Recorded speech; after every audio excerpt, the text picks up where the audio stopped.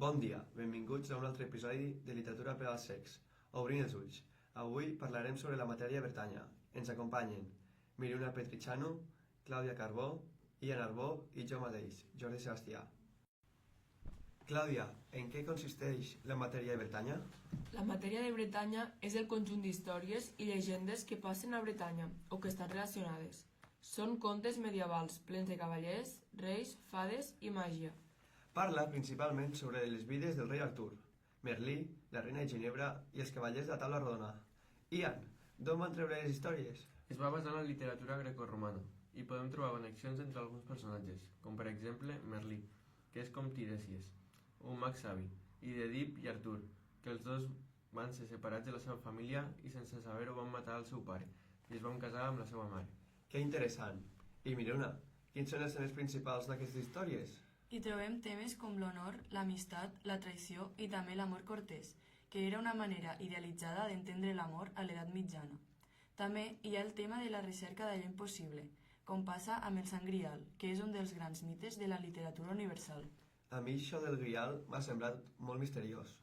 Podríem dir que aquestes històries són com les sèries de fantasia actuals? Totalment, Jordi. Moltes històries modernes s'inspiren, per exemple, en sagues com El Senyor dels Anells o Harry Potter. Tenen elements que venen directament de la tradició artúrica. Mags savis, objectes màgics, cavallers amb destins heroics. O sigui, que si avui en dia tenim superherois, a l'edat mitjana tenim cavallers, no? Parlant de cavallers.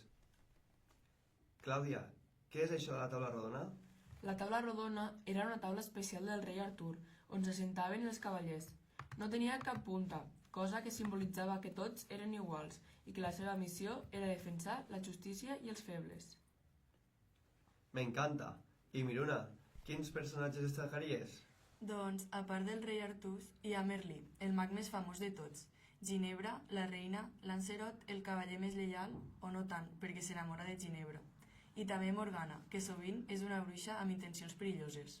Veig que també hi ha drames a l'edat mitjana, Ian, d'on venen totes aquestes llegendes? Les van inventar els escriptors? Moltes tenen origen en mites celtes molt antics, però durant la plena edat mitjana van aparèixer autors com Cretien de Troyes, que va escriure novel·les sobre Lancelot o el Grial, i van donar forma definitiva a aquest univers literari. Amb el temps, d'altres autors van anar afegint aventures noves, i així les llegendes han anat creixent fins avui.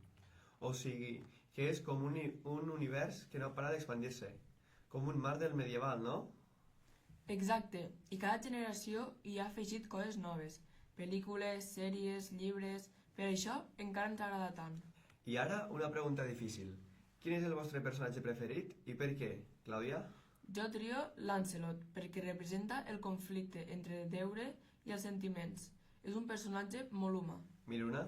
Per mi Merlí, sense la seva màgia i els seus consells, Artur no hauria arribat gaire lluny. I tu, Ian? Jo em quedo amb Ginebra, sempre la critica, però en el fons és una dona que lluita pel que sent i tot i les conseqüències. Bona elecció els tres.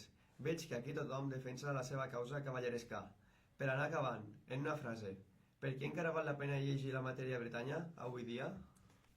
Perquè ens inspira a ser millors i a creure en ideals com l'honor i la justícia. Perquè és una porta a un món de fantasia que encara ens emociona. I perquè és l'origen de moltes històries que continuem veient en la cultura actual. Doncs no puc estar més d'acord. Això és tot per avui. Moltes gràcies, Clàudia, Miruna i Ian. Gràcies a vosaltres per escoltar-nos. Fins aviat!